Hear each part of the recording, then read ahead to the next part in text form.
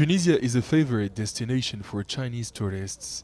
Every year, thousands seize the opportunity of the spring holidays to visit the country.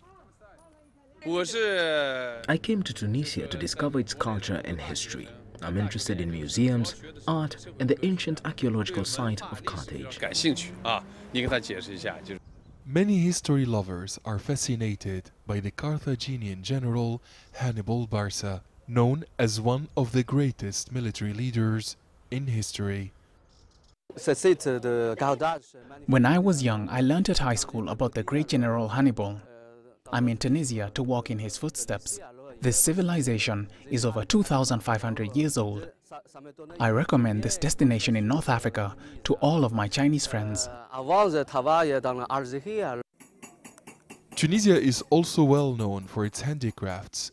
Many tourists from China like to take souvenirs back home with them. Chinese travelers come to experience local life and a different culture. They love Tunisian handicrafts.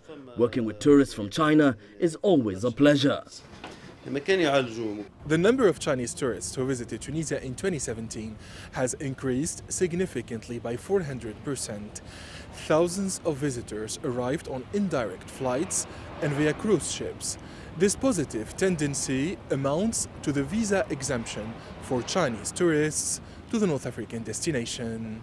Sometimes the language barrier complicates communication between the visitors and their Tunisian hosts. Hundreds of professional guides are available to accompany Chinese tourists during their visit. Some guides learned Mandarin through formal classes, while others picked up the language from the tourists. Many clients just speak their native language. They don't speak English. We have adapted as professionals. Now communicating with our Chinese friends is easy. I learned the language during my tours. Tourism brings Tunisians and Chinese people together. Chinese retirees travel in small groups. Some speak the languages of the Mediterranean countries. They have been to North Africa several times and continue to travel to the region. We are a group of friends. I speak Italian while the rest speak other languages. We always travel together. This is not our first visit, and it will not be the last trip to this beautiful country.